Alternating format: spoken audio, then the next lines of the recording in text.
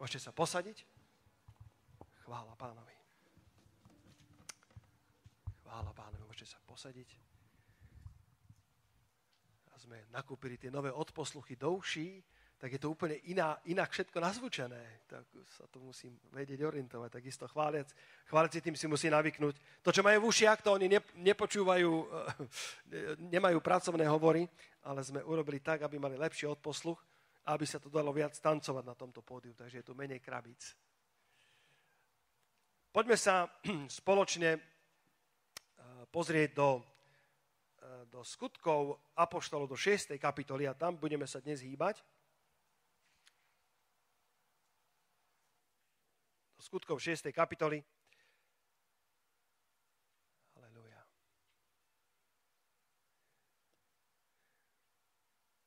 Chceme aj takto verejne veľmi srdečne pogratulovať rodine Cimmermanovcov.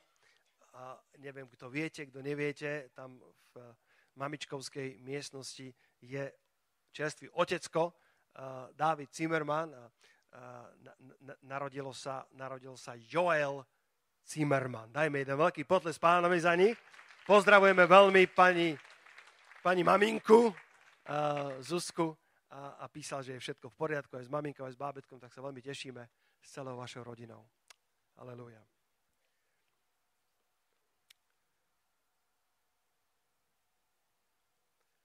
Ja chcem dnes hovoriť na tému, ako ťa Boh pripravuje na rast. Ako ťa Boh pripravuje na rast. Existuje niečo, o čom písmo hovorí, že je rast, duchovný rast, finančný rast, rast v počte, rast vo vplyve. A na to, aby sme vošli a mohli sa stať súčasťou toho Božieho procesu v nás, tak Boh nás pripravuje na rast. Pozbuď suseda a povedz, priprav sa na rast. Si povieš, pastor, na čo sa mám pripraviť na rast? Nech to jednoducho príde a bude všetko OK. Ja chcem poraz, ja chcem viac Božieho požehnania, viac vplyvu, ja chcem viac zodpovednosti, viac autority, ale verím, že na to, aby sme mohli vojsť do toho rastu, sa musíme pripraviť. Ako rastieme? Kto z vás by chcel rásť? Nech teda viem, či... Ak nechcete rásť, tak možno, že neviem, ale zostaňte aj tak. Aleluja. Presvedčím vás. Presvedčím vás. Ako rastieme? Mám niekoľko spôsobov, ktoré som len tak vypísal. Ak máte dneska poznámkový zošit, alebo iPad, alebo tablet, vyberte niekoľko myšlienok, vás isto zaujmú, aby ste si mohli zapísať. Takže niekoľko možností, ako môžeme rásť. To prvé, rastieme prostredníctvom slova. Tak ako čítame slovo nás premieňa a rastieme skrze pôsobenie toho slova. V tom zrkadle sa premieňame od slávy ku sláve. To slovo je ten dokonalý zákon slobody, alebo to zrkadlo, cez ktoré sa meníme na ten istý obraz Božej slávy, ktorý vidíme v tom originále slova. Potom rastieme, keď Boha poslúchame. Rast je priamo úmerou Božej poslušnosti alebo poslušnosti Bohu. Rast nie je priamo úmerný veku. Rast nie je priamo úmerný, alebo zrelosť nie je priamo úmerná tomu, ako veľa poznáme z Božieho slova, alebo ako dlho sme v Pánovi. Rast je oveľa viacej priamo úmerný tomu, nakoľko Boha poslúchame v drobnostiach života, deň za dňom, týždeň za týždňom. Rastieme, keď Boha poslúchame. Rastieme tiež cez skúšky života. Rastieme skrze to, ako prechádzame skúškami života, učíme sa nové lekcie. Rastieme, keď odolávame pokušeniam. Keď prichádzajú pokušenia, nikto z nás to nemá rád? Haló? Nikto z nás nepovie, haleluja, konečne prišlo pokušenie. Ale keď už prichádzajú, tak skrze to, keď odoláme a dobre obstojíme, tak si odnášame korunu spravodlivosti a sme blahoslavení. Sme požehnaní podľa Jakuba v 1. kapitole. Rastieme, keď odolávame pokušeniam. Rastieme, keď prechádzame búrkam života. To je ďalšia oblasť, kde nekričíme haleluja, ale keď prechádzame búrkam života, tak ako učeníci, môžeme sa naučiť nové lekcie. Pán Ježiš ich naučil, ako utíšiť búrku a očakával, že to zvládnu skrze vieru. Rastieme, keď sa učíme aplikovať Božie slovo. Nielen keď ho počujeme, ale keď sa ho učíme aplikovať vo svojom živote. Keď dávame výzvy ľuďom, tak ako dneska Marek Staňo mal výzvu, aby urobil niečo, čo ešte nikdy predtým neurobil pred zhromaždením v nedeľu ráno. Ak sa učíš aplikovať slovo, a to vám garantujem, že Marek pravdepodobne hľadal Pána a Božie slovo viac ako pred bežnou nedeľou. Možno, že jeho manželka vám to potvrdí, že dlho nespal, neviem. Alebo sa pripravoval celý týždeň, ale tým, ako si nútený aplikovať slovo, si hodený do vody a je od teba očakávané niečo, čo si ešte nikdy predtým neurobil, tak rastieme, sme donútení spoliehať sa na pomoc Svätého Ducha. Sme donútení študovať Božie slovo s väčšou intenzitou ako obyčajne. Rastieme, keď čelíme výzvam života, na ktoré nám nestačia naše doterajšie skúsenosti. Rastieme, keď sme vystavení výzvam života, na ktoré sa nevieme si nalistovať stránky dozadu, že tam už som niekedy bol, to sa robí takto. Keď čelíme výzvam, na ktoré nám nestačia naše doterajšie skúsenosti, tak skrze to, prostredníctvom toho rastieme. Náš rast teda nie je vždycky len v takých skleníkových alebo laboratórnych podmienkach, kde je všetko tak, ako má byť. Možno ťa postretne zlá situácia, alebo dostaneš zlú diagnózu od lekára, alebo zrazu neprejdeš skúškou, o ktorej si očakával. A nikto z nás to nemá rád, ani ti to neprajem. Ale keď už to prišlo, tak skrze to môžeme porásť v Pánovi a on nám môže dať nové víťazstvo. Halelúja. On nám môže dať spoznať nový level jeho charakteru, nový level jeho moci. Keď spomeniem, to som neplánoval, ale keď vidím Peťa, keď pred 8 rokmi dal prihlášku na 8-ročné gymnázium, a on bol dobrý študent, on bol šikovný študent, aj sme sa modlili, aj sa dobre pripravil, mohol sa možno lepšie, ale dobre, pripravil sa, ako vedel, ako štvrták, vtedy to išlo zo 4. ročníka, nie z 5. Tak modlili sme sa, boli sme vtedy ešte veľmi plní viery, tak ako aj stále sme, ale vtedy sme boli takí veľmi nadšení a bolo nám jasné, že ho príjmu a neprijali ho. A si pamätám, to bol šok pre mňa. Hovorím, Pane, ja som sa modlil, ja som veril, on sa pripravil, má danosti na to a neprijali ho, ale my sme sa naučili jednu vec z toho filmu, že ako čeliť obrom. Keď nám Boh dá víťazstvo, budeme ho chváliť. Keď nebudeme mať víťazstvo, aj tak ho budeme chváliť. A tak sme si povedali, OK, Pane, vôbec tomu nerozumieme, ale odmietol som prijať túto porážku, alebo to, čo vyzeralo ako porážka, ako finálnu odpoveď a chválili sme Pána a nevedeli sme, čo s tým a mysleli sme dali odvolanie, to nefungovalo, takže nepostúpil do 8-ročného gymnázia. Ale čo sa stalo, a možno, že to bolo kvôli mojim modlitbám, že sa zmenil zákon, to bolo jediný krát v histórii slovenského štátu, že zmenili zákon a na ďalší rok prijímali z 5. ročníka. To sa nikdy neopakovalo. Ak si nebol istý, či Boh počúva moje modlitby, Boh počúva moje modlitby. A na druhý rok išiel z 5. ročníka prvýkrát, a to sa viac neopakovalo, a vtedy ho prijali na 8-ročné gymnázium. A sme presvedčení, že je to vôľa Pánova, aby tam bol. A rastieme aj cez búrky života, ktorým nerozumieme a Boh nás testuje. Boh nás skúša. Čo urobíš, keď sa veci vyvinú inak, ako si očakával? Kiež by to všetko bolo hladké a bezproblémové. Koľký z vás majú hladký a bezproblémový život? Dobré zhromaždenie. Kážem správnemu zástupu.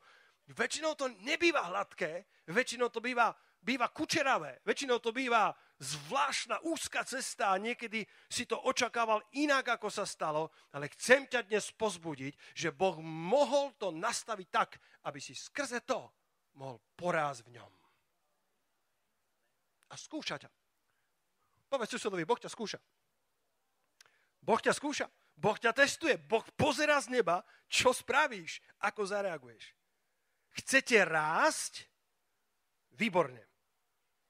Ale vedeli ste, že s rastom prichádzajú rastové problémy? Viete, čo sú rastové? To je medicínsky výraz. Niekedy deti povedia, ocko, bolí ma nôžka, lebo rastú. Alebo sú unavení. ale to sú rastové problémy. S požehnaniami prichádzajú aj nové výzvy. Chceme požehnania? Chceme nový rast? Vieš, čo si žiadaš? Žiadaš si dobrú vec, ale zároveň v tom balíku rastu a požehnaní sú zabalené aj nové bremená, výzvy a veci, ktoré si doteraz nezakúšal. Poviem niekoľko príkladov. Ak si našiel životného partnera, tak si získal požehnanie. Biblia to hovorí, kto našiel ženu podľa Božieho srdca, našiel priazeň od Hospodina. Ale odrazu musíš lepšie spravovať svoj život. Partnerstvom sa problémy nielen riešia, ale aj znásobujú. Halelúja. Partnerstvo vyrieši mnoho problémov, ale pár z nich takisto pridá. Zrazu máš druhého na starosti. Zrazu ženy musia vnímať, čo to znamená nachádzať ponožky pod postelou každé ráno.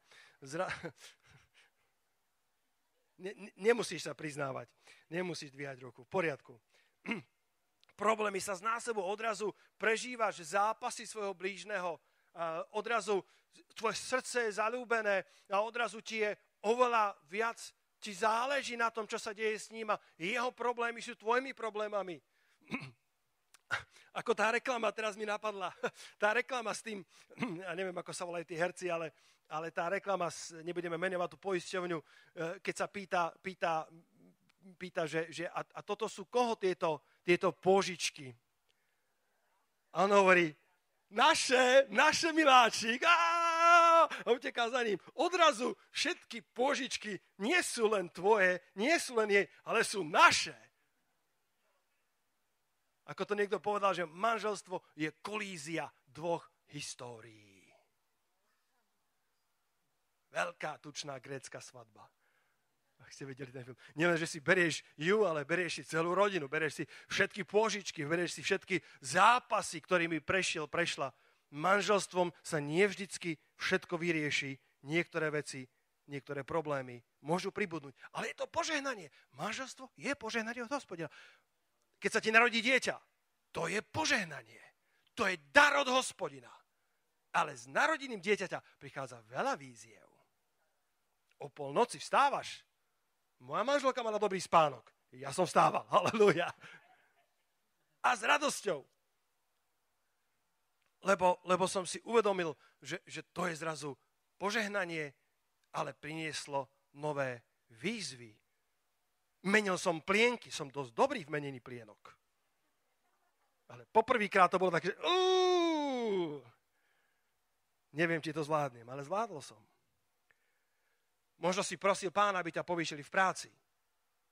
A možno prešli roky a konečne ťa povýšili v práci a ty si tak šťastný, máš novú manažerskú pozíciu. Ale s týmto požehnaním prichádzajú nové výzvy. Odrazu sa staráš o 10 podriadených, ktorí sú rôzne osobnosti. Povedzte rôzne. Máš tam rôzne typy zápasov, intríg a treníc, ktoré dovtedy si neriešil. Urobil si svoju robotu, išiel si na obed a všetko bolo OK. A odrazu si manažér, odrazu máš vyššiu pozíciu a s ňou prichádzajú nové problémy, ktoré si predtým vôbec neriešil. Porastie cirkev? Ďaká Bohu za to, keď porastie cirkev. Ale spolu s tým idú nové starosti. Ešte Ulf Ekman zvykol hovoriť. Malá cirkev, malé problémy.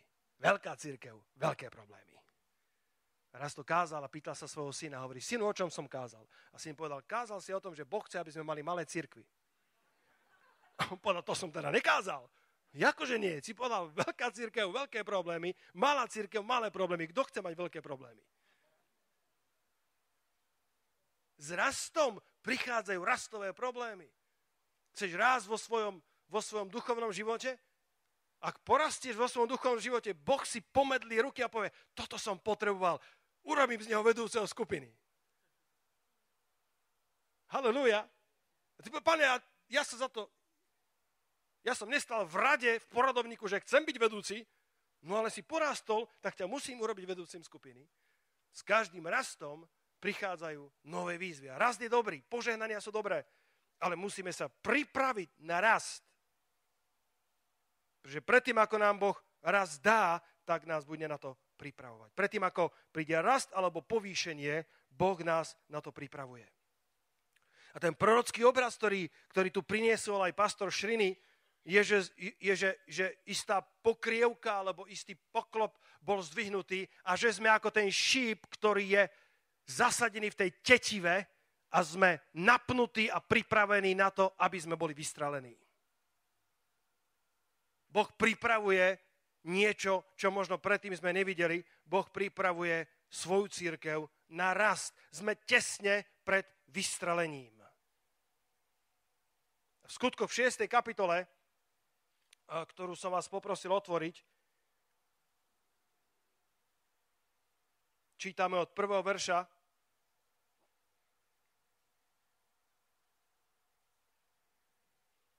A v tých dňoch, keď sa množili učeníci, povstalo reptanie helenistov proti Hebrejom, že pri každodennej obsluhe venuje sa ich vdovám menej pozornosti. Že rast prináša rastové problémy. V tých dňoch, keď sa množili učeníci, keď prichádzal rast, tak v tom povstalo reptanie jednej skupiny sociálnej proti druhej skupine. A možno, že mali pravdu, možno, že pravdu nemali, to nevieme, ale to nie je podstatné, ale skutočný rast v našom živote neprichádza v ideálnych alebo dokonalých podmienkách, ale častokrát je to uprostred treníc, uprostred búrok a skúšok života. Vyzeralo to, že tento rozkol, ktorý nastal kvôli nedostatočnej obsluhe vdôv, je to správne, že vdôv? Lenka, je to OK? Vdov? Vyzeralo to, že tento rozkol spôsobí stagnáciu, že spôsobí zastavenie rastu. No naopak tento krízový stav, keď ho dobre poriešili, priniesol do cirkvi bezprecedentný rast. Lebo nakoniec vo verši 7 čítame, že keď to dobre poriešili, tak slovo Božie rástlo a počet učeníkov sa množil v Jeruzaleme veľmi. Vo verši 1 to bolo množenie sa učeníkov, vo verši 7 to bolo množenie sa veľmi. A ešte k tomu veľký zástup kňazov bol pridaný viere. Veľký zástup kňazov bol poslušný tejto novej viere v evanjeliu, viere v Krista. To, čo sa zdalo, že bude znamenať porážku, alebo aspoň zastavenie rastu či stagnáciu, nakoniec znamenalo obrovský rast pre Božie kráľovstvo. V 5. Mojžišovej, v 1. kapitole, môžete dať na obrazovku, vy si môžete nalistovať, ak chcete, 5. Mojžišova, 1. kapitola, od 6. verša, Deuteronomium 5. Mojžišova, 1. kapitola od 6. verša hovorí: Hospodin, náš Boh, nám hovoril na Hórebe a riekol takto.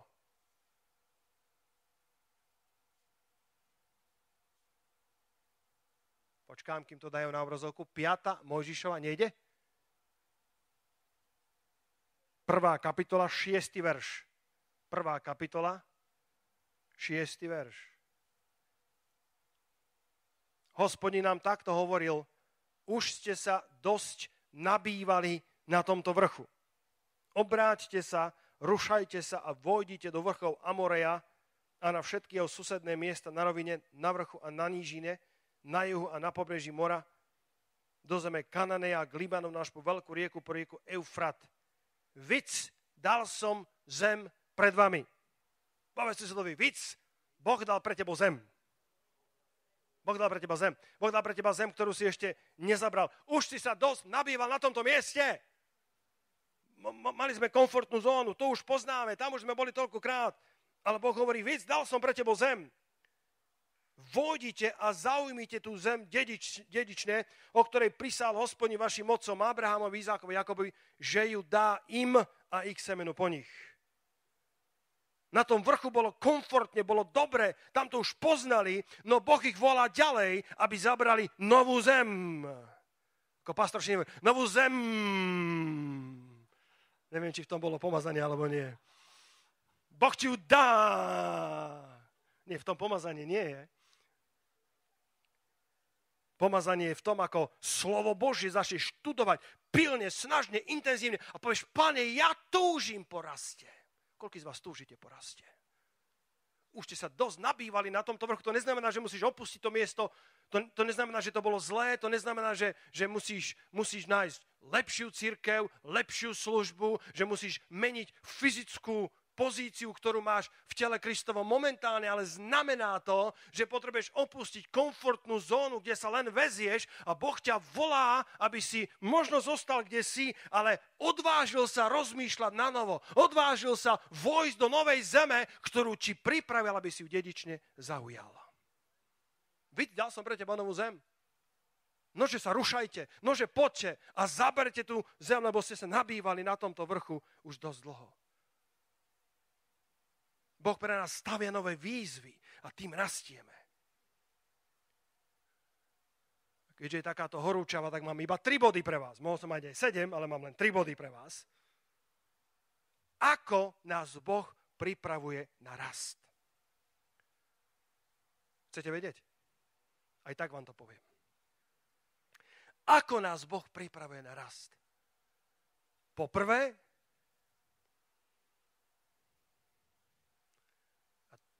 tu budem šliapať na kurie oká, Boh na prvom mieste dáva do poriadku naše osobné životy. Usmejte sa vierou na mňa, vierou. To prvé, čo Boh robí, keď nás chce pripraviť na rast, je, že dáva do poriadku naše osobné životy. Dneska sa ťa pastor ide dotýkať. Halelúja. Povedz amen. Boh sa začne miešať do nášho života. Tá jedna z prvých reakcií, ktorú apoštoli urobili počas toho, čo sa diala tá turbulencia v tej ranej cirkvi, keď sa vrátime do skutkov 6. kapitole, lebo tu sa chcem hýbať, tu vás chcem vyučiť, ako tá turbulencia vypôsobila nakoniec zdravý duchovný rast i takisto raz v počte. Verš 2 hovorí v skutkoch 6. kapitole, vtedy si zvolali tí 12 množstvo učeníkov a povedali, neľúbi sa to, aby sme my opustili slovo Božie a obsluhovali stoly.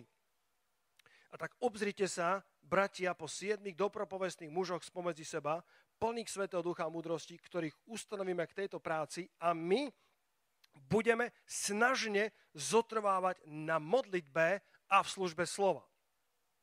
Toto bolo samozrejme niečo, čo sa týkalo apoštolov. To nebolo preto, že by mali také nešikovné ručičky a nedokázali sa postarať o obsluhu v dvou, ale ich služba bola veľmi dôležitá a rozhodli sa, že oni budú intenzívne, snažne, pilne zotrvávať v službe modlitby a slova.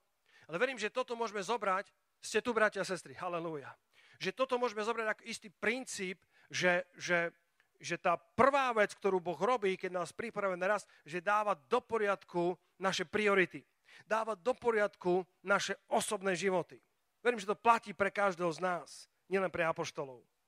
Boh potrebuje, aby sme boli pripravení na zmeny a dokázali tie zmeny uniesť. Teraz idem do Dubaja, a veľmi som zvažoval, lebo ja nemám potrebu niekam vycestovať len preto, aby som si urobil čiaročku, že som si niekam vycestoval. A Boh mi hovorí, že mám ísť, tak idem.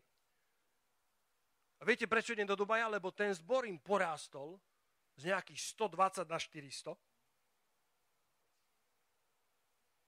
A čo s tými ľuďmi? Ľudia, ktorí prichádzajú, učeníci, ktorí sa množia, tak sa množia problémy. Keď nás na začiatku bolo 20, mali sme len 20 problémov. Keď nás je 200, máme 200 problémov. A v tej cirkvi si uvedomili, že sa musia starať o duše, lebo oni tam vôbec nemali žiadny systém starania sa o obrátených. Tak vďaka Bohu za Líbeovcov, ktorí sú tam. Pastor Šerin, to je apoštol, to je človek, ktorý lieta po celom svete a tu a tam sa zastaví aj v cirkvi. Ale Boh tam pridal Líbeovcov, ktorí majú srdce pre budovanie toho miestneho tela Kristovo a priniesli samozrejme v úžasnej spolupráci s pastorom Šriním, pripravili systém budovania učeníkov. Bolo úžasné, keď Viera rozprávala, že 3 týždne bola v rozhovoroch s ľuďmi v cirkvi, s lídrami a modlila sa, postila sa a Boh jej dal istý koncept na to, ako implementovať starostlivosť o učeníkov v cirkvi, ale ona je len, ak poviem tak, že len asistent pastor, rozumiete, čo myslím? Ona nemá právo povedať, že pôjdeme takto, bez toho, aby to povedal hlavný pastor. A keďže Šrin je stále rozcestovaný, tak sa tak modlila, hovorí, Pane, ja by som to tak rada zdieľala s hlavným pastorom. A on mal akurát priletieť na zhromaždenie a priamo zo zhromaždenia zase letieť ďalej. Ale mu volala deň predtým, hovorila, pastor Šriny, nemohlo by si prísť o deň skôr? A on sa usmial a povedal, akurát som na ceste z letiska do kancelárie v cirkvi, lebo Boží duch ku mne prehovoril, že mám prísť o deň skôr, lebo chceš so mnou rozprávať.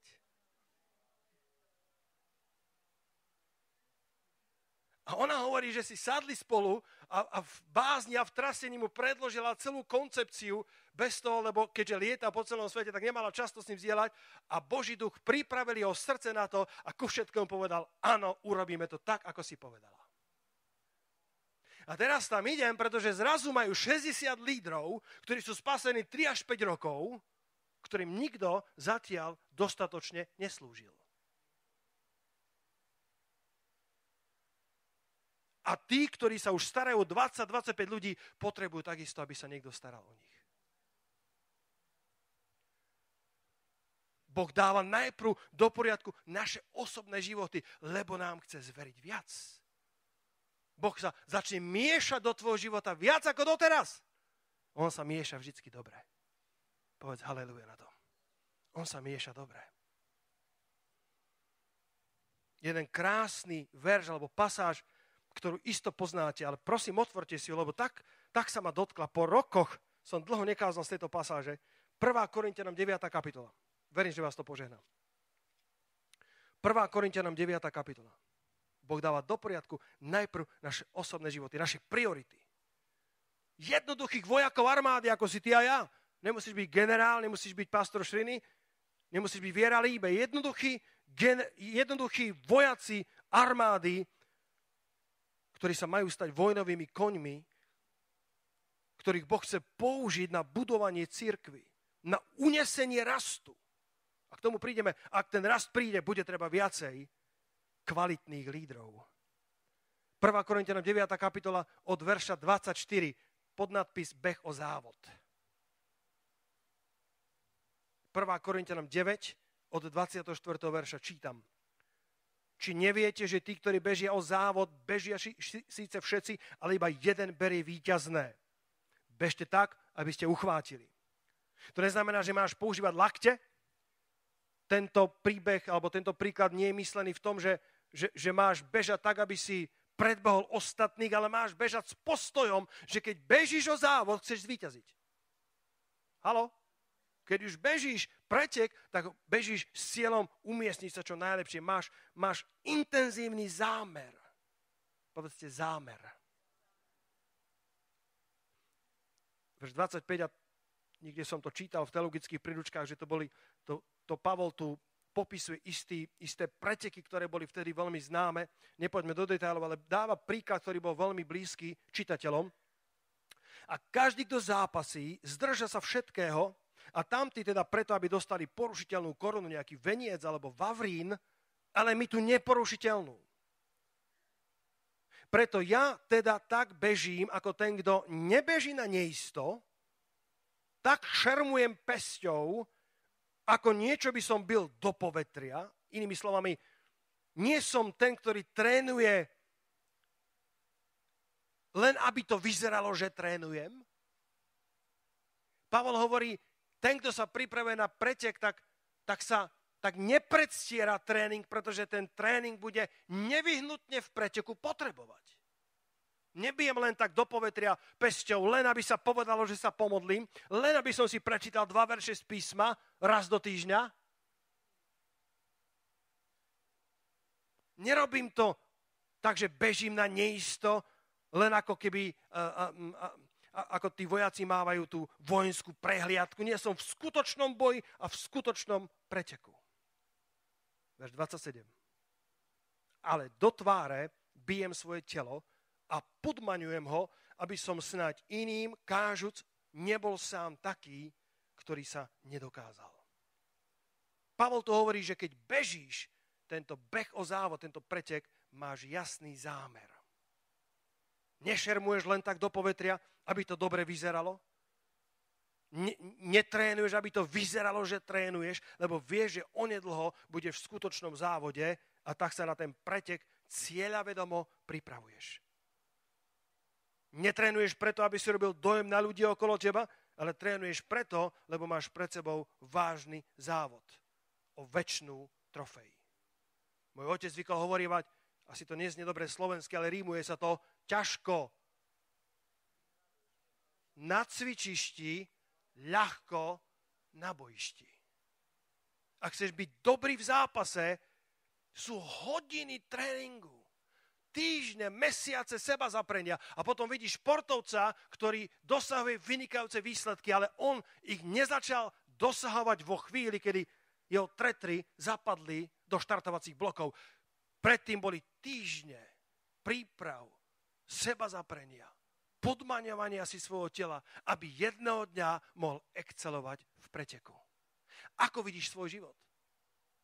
Ste tu, bratia a sestry. Ako vidíš svoj život? Máš zámer pre svoj život?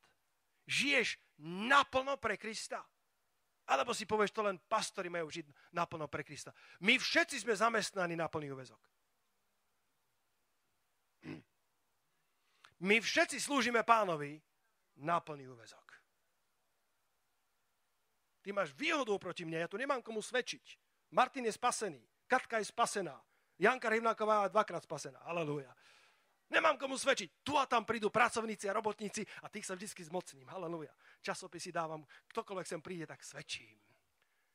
Ale inak sme všetci na rovnakej čiare. My všetci sme tu, aby sme slúžili Pánovi na plný úväzok. Viete, koľko mám rokov? Kto vie?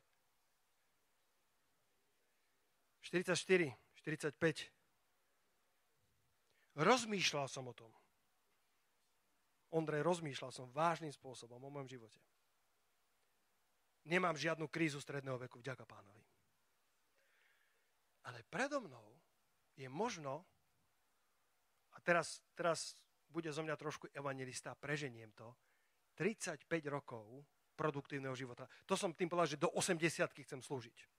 Budem mať 80 rokov, tak ma tu nenájdete v hodacom kresle, ale budem horúci a zapálený kazateľ Božieho slova. Kto na to povie amen? Pozbuďte ma, povedzte amen, pastor! Žiadny s nejakým kocúrom pri hojdacom kresle a so slinami tečúcimi. Nie, 80 plný pre Krista. Ale mám pred sebou už menšiu časť života, že? Produktívneho. 35 rokov, možno, že 30 rokov, ale buďte ku mne milosrdní, povedzte 35. A potom ešte 20 rokov budem na dôchodku, halelúja. Ale 35 rokov. Vieš, koľko je 35 rokov? 35 rokov je 12 740 dní. Bo 35 rokov, povieš, 35 rokov, to ešte kúsisko života. To je len 12 740 dní. Z týchto 12 740 dní 1/3 prespím. Chcel som len štvrtinu, alebo pätinu, ale hovoria, že vraj by sa malo spávať aspoň 7-8 hodín denne. Ja to zatiaľ nespĺňam, ale približujem sa k tomu. Ďalšiu tretinu venujem veciam, ktoré priamo nesúvisia s môjim zámerom života, ktoré sú nevyhnutné. To netvrdíme, že jediné, čo robíš, že modlíš sa, čítaš slovo alebo kážeš. Strašne veľa vecí, ktoré sú súčasťou života, sú dôležité. Ale ešte stále nie sú priamo spojené s tvojim zámerom. Zostáva ti 1/3, čo je 4000 dní. Len. Z tých 12 740, 1/3 prespím, 2/3 robím veci, ktoré sú nevyhnutné, ale úplne nesúvisia s môjim zámerom. A len 4000 dní mi zostáva. Na koho prichádza Božia bázeň? Na mňa áno. Len 4000 dní mi zostáva a otázka je, ako budem narábať s každým jedným dňom svojho života. Jeden zo spôsobov, ako Boh jedná s nami a pripravuje nás, bratia a sestry, je, že nás učí vykupovať čas. 2 verše k tomu, ktoré možno poznáte. Efežanom 5. kapitola, verše 14 až 17. Teda hľadte, ako by ste sa správne chovali. Nie ako nemúdri, ale ako múdri, vykupujúci čas, lebo dni sú zlé. Preto nebuďte nerozumní, ale rozumejúci, čo je vôľa Pánova. Amplify preklad to vykupujúc čas prekladá vyťažte z každej chvíľky to najlepšie. Vyťažte z každej chvíľky, ktorú vám život ponúka. Vďaka Bohu za život. Vďaka Bohu, že si na tejto zemi. Vďaka Bohu, že máš ešte pred sebou 4000 dní, alebo 100 000 dní, ja neviem, koľko máš pred sebou. Ale vďaka Bohu za každý jeden deň, ktorý je darom od Boha pre teba. Čo s tým spravíš?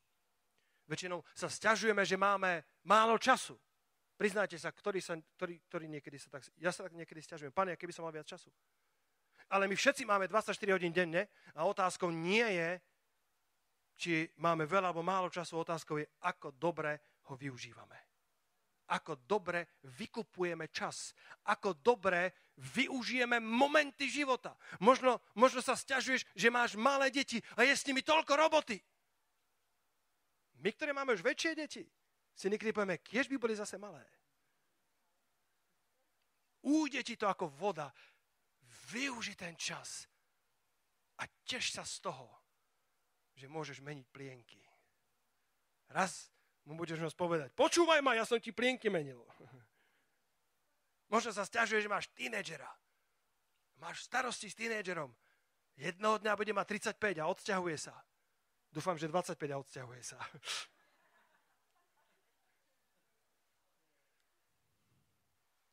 To nehovorím o tebe, neboj sa. A teraz je vo veku, kedy sa rozvíja, kedy hľadá cestu, kedy rastie jeho osobnosť. A sú to aj chvíle zápasov pre niektoré rodiny, ale vďaka Bohu za toto obdobie života. A raz povieš, Pane, už keby som mal konečne viac času. Raz budeš mať viac času. Ale budeš túžiť potom, aby tie deti boli s tebou. Jeden bude v Norsku, druhý bude v Amerike. Budeš ich vidieť raz, 2-krát do roka. Ako tí prváci sa rozprávali. Ešte 60 rokov a budeme na dôchodku. Využi každú chvíľu života na maximum. Vykupuj čas. Vyťaž to najlepšie z tejto etapy tvojho duchovného rastu, ktorý momentálne máš. Možno si v líderskej pozícii a možno nie si, ale raduj sa v Pánovi tam, kde si a vyťaž z každej chvíľky maximum. Žalm 90, verš 12, to je druhý verš, ktorý hovorí na túto istú tému. Žalm 90, verš 12. Nauč nás tak počítať naše dni, aby sme uvodili múdrosť do srdca, alebo ekumenicky, aby sme získali múdre srdce. Nauč nás tak počítať tých 4000 dní, ktoré sú pred nami. Nauč nás tak počítať to, čo nám ešte Hospodin dá. To, čo je odmerané z neba.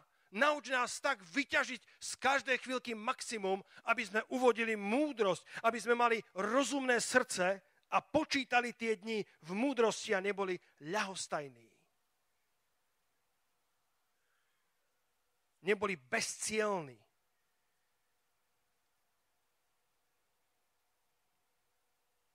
Nová nádej to prekladá, dávajte tých Efežanom. Dávajte teda dobrý pozor na to, ako žijete. Nebuďte ľahkomyselní, ale múdri. Využite každú príležitosť, keď môžete niečo dobré vykonať. Časy sú veľmi vážne, preto nekonajte bezmyšlienkovite, ale usilujte sa vo všetkom rozpoznať Božiu vôľu a plniť ju. To neznamená, že musíš byť stále len duchovným obrom, ale využi chvíle, keď si s deťmi. Využi chvíle, kedy si s manželkou na prechádzke. Využi chvíle, keď si na záhrade a pracuješ. Včera som bol na záhrade a pracujem. Vidíte, ako som opálený? A mali sme taký nový stroj mám na oranie. Lebo každý lenivý je vynálezca. Tak vymysleli taký stroj, že nemusíš rilovať. Tak takto som oral. Nie je to drahé, to ti musím kúpiť. Teda, máš to?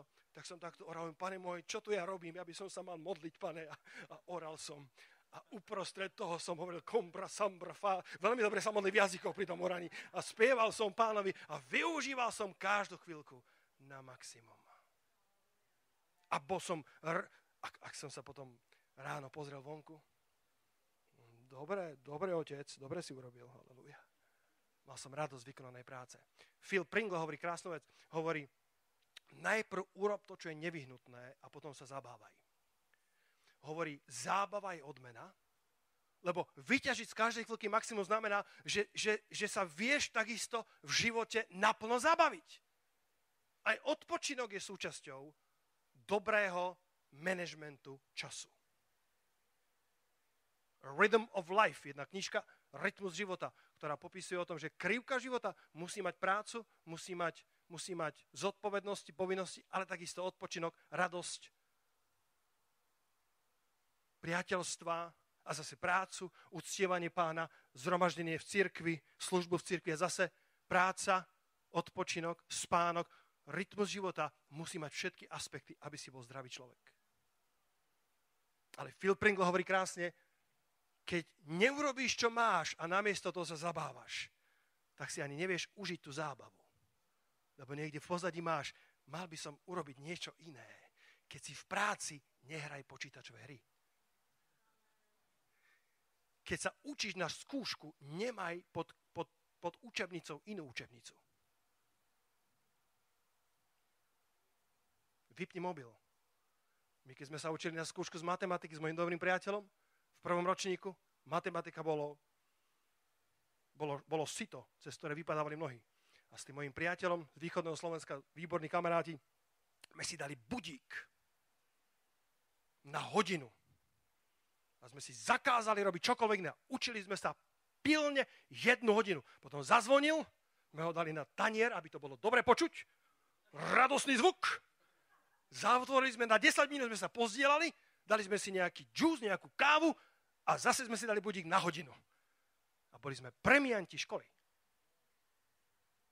Lebo sme pilne využívali čas na skúšku. A boli sme ľudia, ktorí duchovne horeli pre Krista. Začali sme cirkev uprostred štúdia na vysokej škole. Alebo poviem to inak.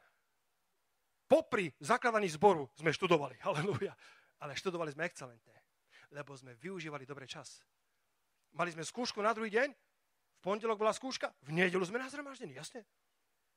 Ale dobre pripravení na skúšku. Pilne využívaný čas. Ale nedovolili sme, aby tie priority nám boli pomiešané. Snažne sme zotrvávali na tom, čo je prioritné. Keď sa vrátime do 1. Korinťanom 9. kapitoly, dovolte mi ešte takých 10 minút. 1. Korinťanom 9. kapitola, Pavol tu používa tento príbeh o behu, alebo tú ilustráciu o preteku, o behu, o závod. A hovorí tu o jasnom zámere. Nehovorí o tom, aby sme predbiehali jeden druhého, ale keď už bežíš, tak bežíš so zámerom bežať čo najlepšie, umiestniť čo najlepšie, ako môžeš, nie na úkor druhých, ale využiť na maximum svoj potenciál. To slovo podmaňujem je v gréčtine od slova doulos, čo je otrok. Hovorí tu obraznou rečou. A chce tým povedať, že k dosiahnutiu cieľa je pripravený podriadiť tomu všetko potrebné. Tým hlavným cieľom nie je predbehnúť druhých, ale byť viac podobný Kristovi. Angličtina tam väčšinou používa slovo disciplín. Disciplín. To znamená dať svoj život do disciplíny, čo nie je ovocie tela, ale ovocie ducha. žijeme so zámerom. Nerobíme veci len preto, lebo by sa robiť mali, ale vieme, že máme zámer v živote. Čítal som úspevný príbeh o tom, ako zamestnanci mesta mali nejaké pracovné auto a starý pán na verande na terase ich pozrel z diaľky, zastali s tým autom, vystúpili, vykopali jamu, druhý zostúpil o pár minút a tú jamu zakopal. A potom sa posunuli o pár desiatok metrov, zastavili auto, vystúpili jeden, vykopali jamu, o pár minút druhý zostúpil a zakopal tú jamu. Ten starý pán ich pozeral a hovorí, z mojich daní žijú títo chlapi a to čo robia? Tak išiel za nimi a hovorí, prepáčte páni, ja vás chvíľku pozorujem, vykopeš jamu, o pár minút príde druhý a zakope tú jamu. O čo tu kráča? On hovorí, no my sadíme stromy. Hovorí, ako to, že sadíte stromy? Vykopeš jamu a druhý ju zakope. Hovorí, no sadíme stromy, ale ten, kto mal dávať strom do jamy, dneska ochorel. Takže robili všetko to, čo mali robiť správne, ale úplne bezmyšlienkovite, nehľadiac na to, že ich zámerom nebolo kopať jamu a zakopávať jamu. Ich zámerom bola sadiť stromčeky. A to, že chýbal ten, ktorý mal sadiť stromčeky, bolo celkom dôležité v celom procese. Ale oni robili len svoju časť, aby si robili čiarku. A nechápali, že robia niečo, čo je dôležité pre mesto. A že ich kopanie a zakopávanie jamy má jasný zámer.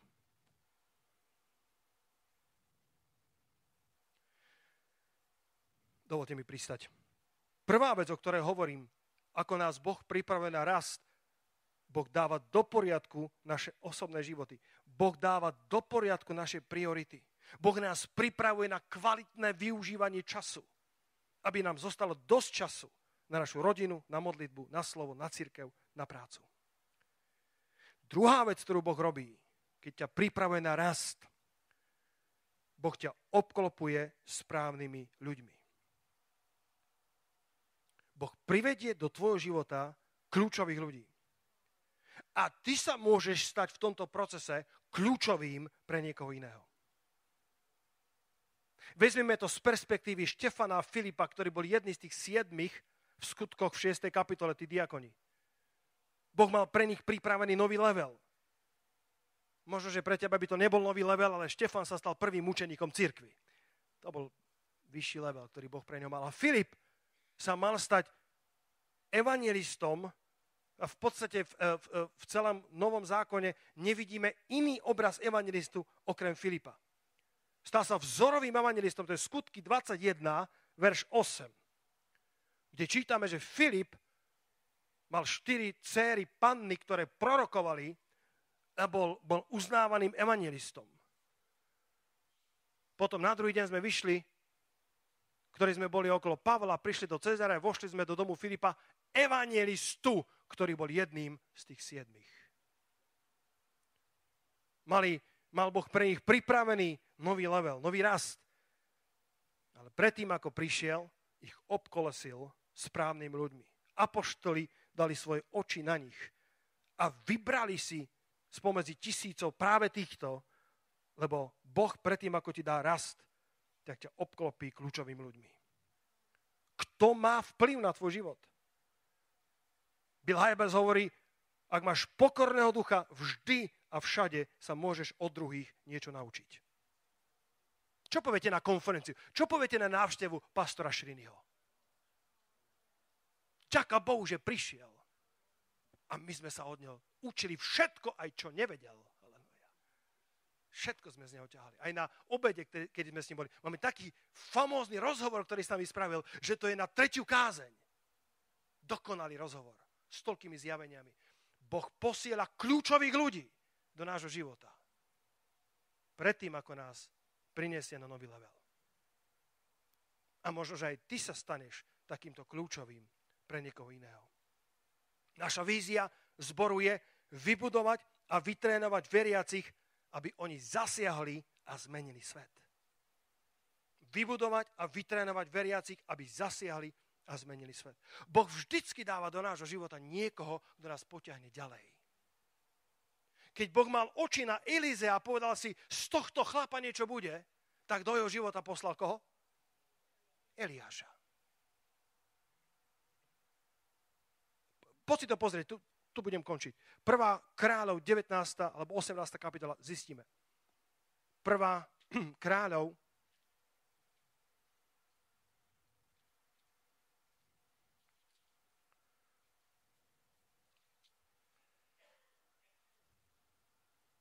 19. kapitola.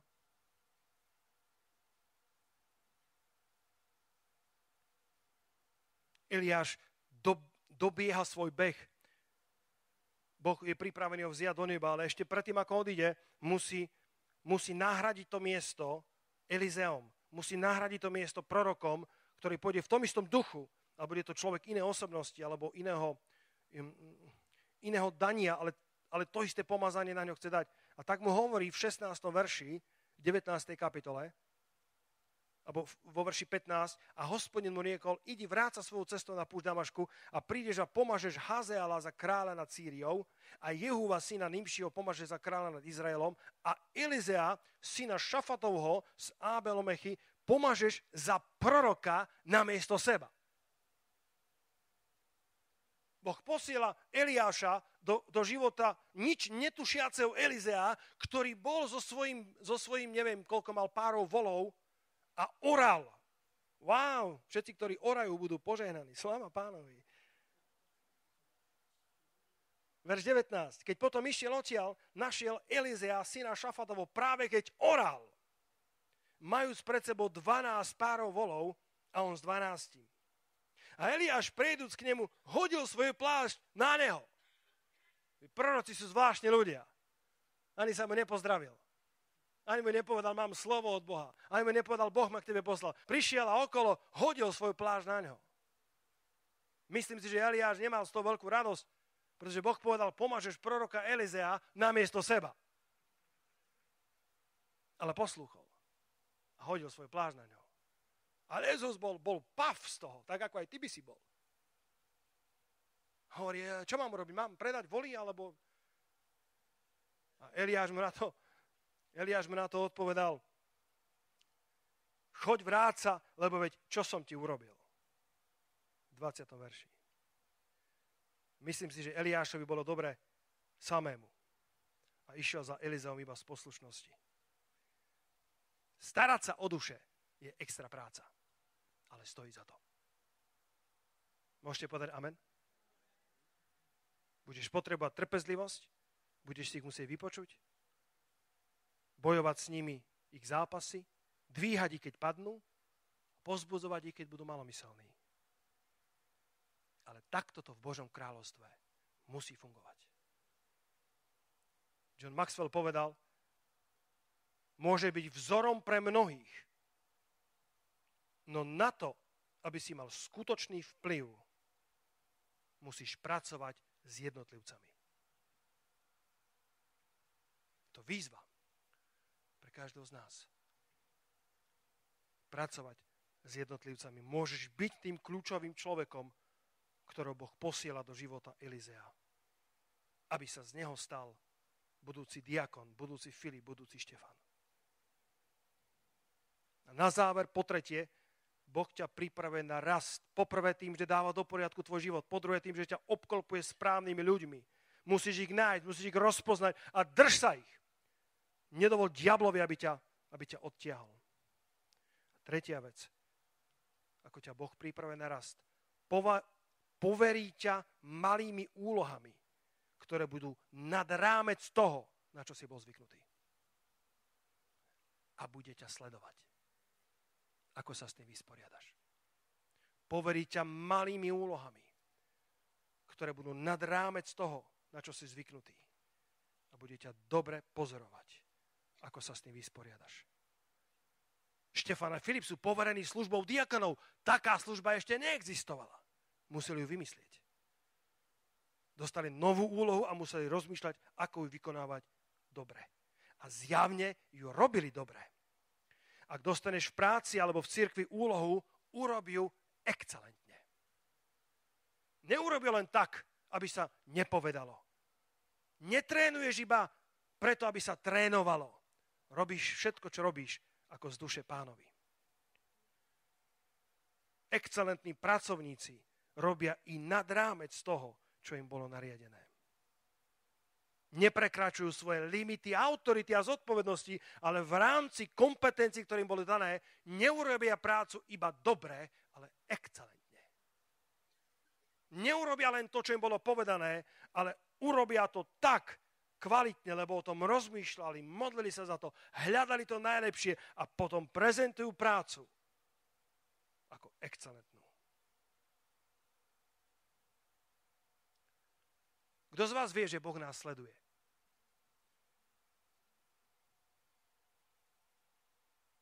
Halelúja. Boh pozerá, ako sa zhostíme tých malých úloh, ktoré sú nad rámec toho, na čo sme boli zvyknutí. Možno prosíš Boha o viac lásky a Boh ti rád odpovie. Tým, že pošle do tvojho života človeka, ktorého je ťažko milovať.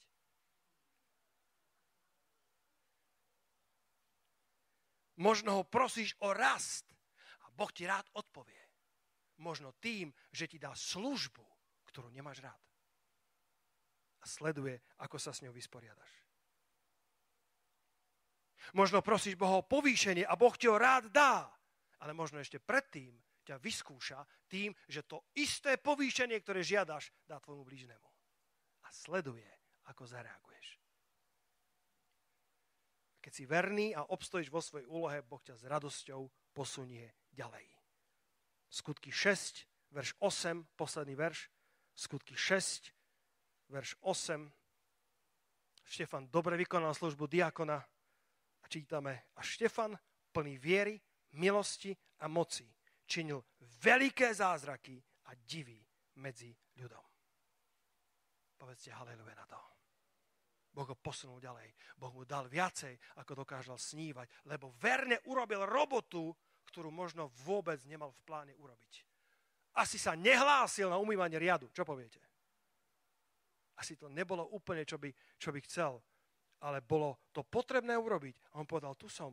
A apoštoli povedali, ty to budeš robiť, a on to urobil excelentne a preto ho Boh povýšil.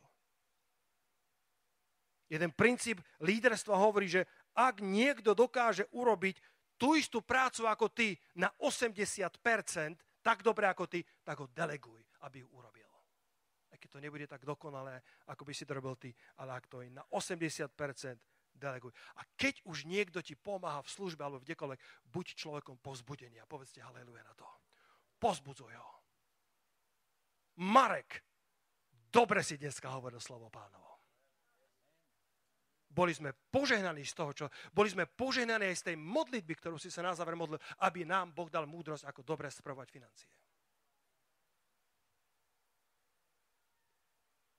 Mac Ole Išoel, veľký pastor, ktorý je v Moskve, v Slove života, vo svojej knižke píše toto. Keď bol začínajúci kazateľ, bol pastorom maličkého zboru v Norsku, tak ho pozvali na najväčšiu charizmatickú konferenciu v Norsku ako jedného z hlavných rečníkov. A celé týždne sa modlil a postil a prijal to pozvanie a prišiel a kázal svoje srdce o Dávidovi a Goliášovi.